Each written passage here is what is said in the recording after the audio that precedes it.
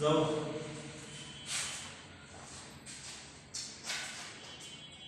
সকলকে ধন্যবাদ। আজ অনলাইন ক্লাসে আমি আমার পাঠ উপস্থাপন করব।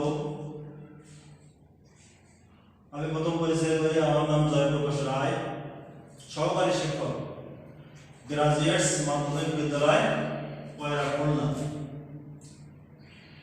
মূলত কোভিড-19 কারণে আমাদের অনলাইন ক্লাস, এই ক্লাসের বাচ্চারা স্কুলে আসতে পারতেছে না, সে কারণে সরকার আমাদেরকে অনলাইন ক্লাসের মাধ্যমে এই ক্লাসগুলো দিতে বলছে, যেন তারা কিছুটা ওই যে ক্ষতি হয়েছে 1 বছর পর্যন্ত তারা এখনো স্কুলে আসতে পারতেছে না, সেই ক্ষতিটা পুষিয়ে নেওয়ার কারণে।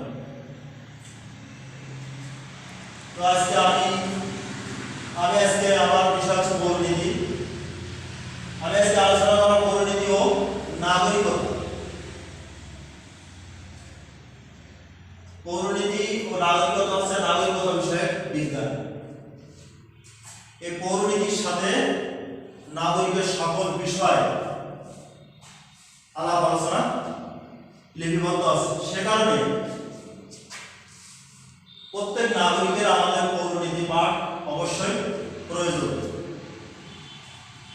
আর এই পৌরনীতি পাঠের মাধ্যমে আমরা রাষ্ট্র, সমাজের কাঠামো, উৎপত্তি, রাষ্ট্রের উৎপত্তি, এগুলো বিভিন্ন বিষয় নিয়ে আমরা জানতে পারব।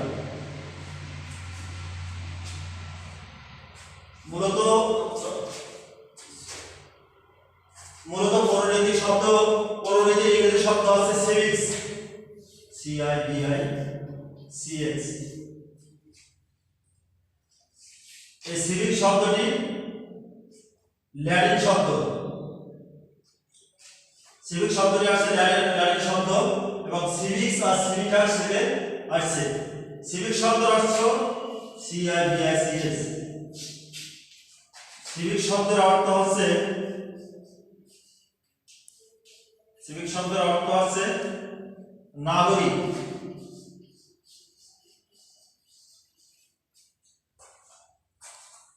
সিভিটাস শব্দের অর্থ হচ্ছে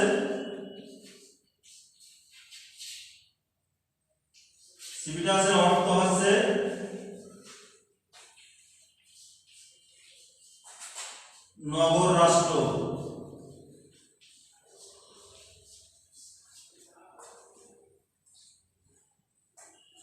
সিভিক্স নাগরিক ও নগর রাষ্ট্র। তখন প্রাচীন গ্রিস আমলে কি ছিল? ছোট ছোট অঞ্চল নিয়ে এই নগর রাষ্ট্র গড়ে উঠছিল, এবং নাগরিকের সকল সুযোগ সুবিধা এর ভিতরে নিবদ্ধ থাকে। নাগরিকের অর্থ বুঝতে হলে নাগরিকের ধারণা, জ্ঞান ধারণা, অর্থ সবকিছুই এই পৌরনীতিতে আলোচনা থাকে। তখনকার দিনে নগর রাষ্ট্র কেন্দ্রিক যে নাগরিকেরা, যারা সরাসরি নাগরিকের কাজে অংশগ্রহণ করতে, তাদেরকে নাগরিক বলা হতো। আর এই সুযোগটা পেতে হচ্ছে পুরুষ শ্রেণীর লোকেরা। দাস মহিলারা এই নাগরিক থেকে তারা বঞ্চিত হতো। বিদেশিরাও এই সুযোগ পেত না। আমাদের বাংলাদেশের আয়তন 1,47,570 বর্গ কিলোমিটার। এই অঞ্চলে আমরা এই দেশে প্রায় 17 কোটি মানুষ বসবাস করি। এদেশের নাগরিকের সকল সুযোগ সুবিধা এই নগর রাষ্ট্রের উল্লেখ থাকে। কারণ নাগরিকের ধারণা, উদ্ভব, রাষ্ট্রের উৎপত্তি, তারপর রাষ্ট্রের সংজ্ঞা ঠিক কিভাবে সৃষ্টি হয়েছে, সবকিছু এই পৌরনীতির আলোচনা থাকে। হোয়াইট বলেছেন যে নাগরিকের অতীত, বর্তমান, ভবিষ্যৎ, আন্তর্জাতিক এবং বর্তমান নিয়ে যেভাবে ওঠে সেগুলোকে নাগরিক বলা হয়। আমি এবার আসবো, আমি আমার আজকের পরবর্তী অপশন আসবো পরিবার। পরিবারের শ্রেণী বিভাগ। আমাদের দেশে বিভিন্ন রকমের পরিবার লক্ষ্য করা যায়।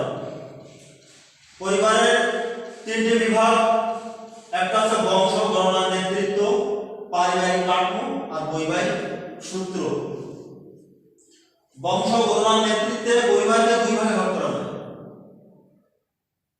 একটা হচ্ছে পিতৃতান্ত্রিক পরিবার আর একটা হচ্ছে মাতৃতান্ত্রিক পরিবার। পিতৃতান্ত্রিক পরিবারের পিতা হচ্ছে পরিবারের প্রধান, সন্তান পিতা এতে তাদের পিতার পরিচয় লাভ করে। পিতা হচ্ছে পরিবারের নেতা বলা হয়। মাতৃতান্ত্রিক পরিবার, আমাদের দেশে পিতৃতান্ত্রিক পরিবারটা বেশি লক্ষ্য করা যায়, কিন্তু মাতৃতান্ত্রিক পরিবারের হচ্ছে মাতাই হচ্ছে প্রধান, তার সন্তান মায়ের পরিচয় পরিচিত হয়। এরা আমাদের দেশে গারদের ভিতরে লক্ষ্য করা যায়। পারিবারিক কাঠামোর ভিত্তিতে পরিবারকে দুই ভাগে ভাগ করা হয়, একক পরিবার আর যৌথ পরিবার। একক পরিবার আর যৌথ পরিবার। একক পরিবার কি?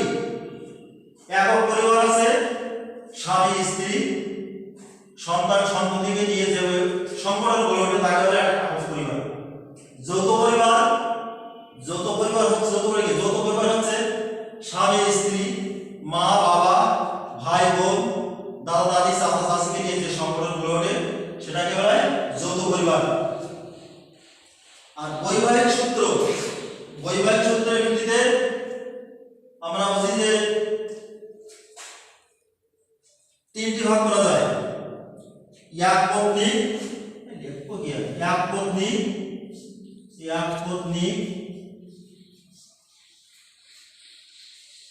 দুই হচ্ছে বহুপত্নী, তিন হচ্ছে বহুপতি পরিবার।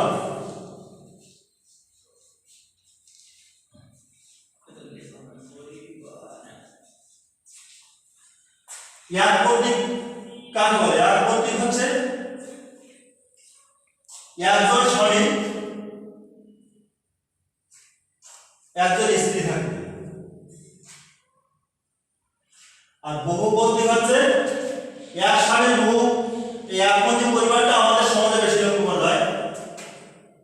আর বহুপত্নী মানে এক স্বামী একাধিক স্ত্রী থাকবে। বহুপতি পরিবার মানে এক স্ত্রী বহু স্বামী, কিন্তু এটা আমাদের এখানে বেশি লক্ষ্য করা যায় না, এর সংখ্যা খুবই নগণ্য।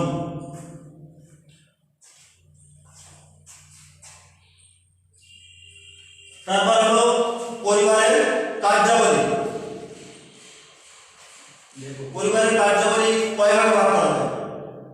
পরিবারের কার্যাবলী 6 প্রকার। এক হচ্ছে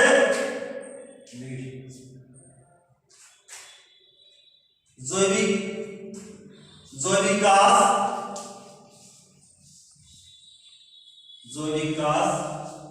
দুই হচ্ছে জৈবিক কাজ, অর্থনৈতিক কাজ,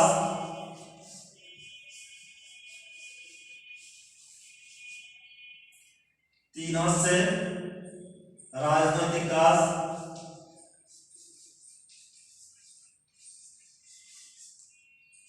চার হচ্ছে মনস্তাত্ত্বিক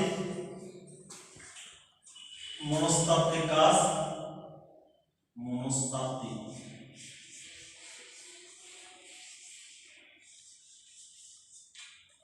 আর জৈবিক কাজ, অর্থনৈতিক কাজ, রাজনৈতিক কাজ, মনস্তাত্ত্বিক কাজ আর বিনোদনমূলক কাজ।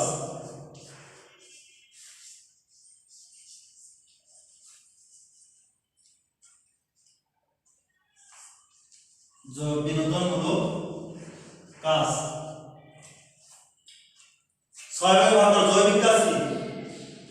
স্বামী স্ত্রী বিবাহ বন্ধনে আবদ্ধ হয়ে সন্তান জন্মদান লালন পালন করা, এটাই হলো পরিবারের মূল কাজ। এবং এই পরিবার থেকেই পরিবার আমাদের সন্তান জন্ম করে লালন পালন করে, এটা হচ্ছে পরিবারের, এটা জৈবিক কাজের একটা অংশ। অর্থনৈতিক কাজ, অর্থনৈতিক কাজ এমন একটা কাজ যেখানে আমাদের সন্তান সন্ততিদের লেখাপড়া করানোর জন্য কিংবা সমস্ত কিছু আমরা ভরণ পোষণ তার পরিবার থেকে বহন করে।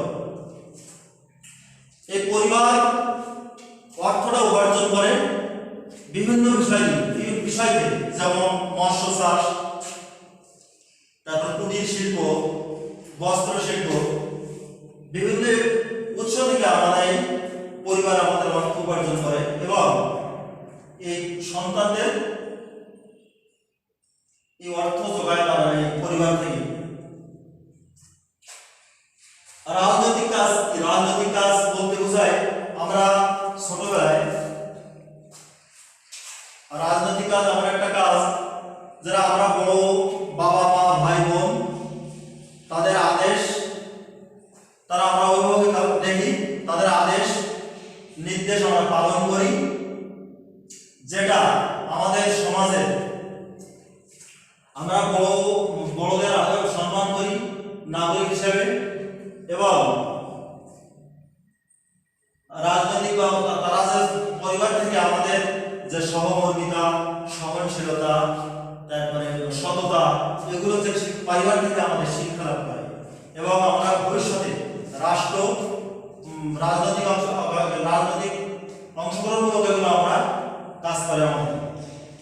সে কারণে পরিবার থেকে আমাদের রাজনৈতিক এই কার্যকলাপ তারা যে আলোচনা করে সেখান থেকে আমরা শিক্ষা লাভ করে রাজনৈতিক আমরা আলোচনা করে বুঝতে পারি। মনস্তাত্ত্বিক কাজ কি?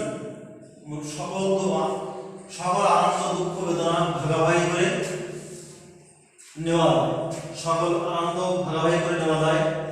তারপরে যে কাজগুলো কাজের নেতৃত্ব, যে ভালোবাসা, কোনো অসুবিধায় পড়লে আমরা পরিবারের সদস্যদেরকে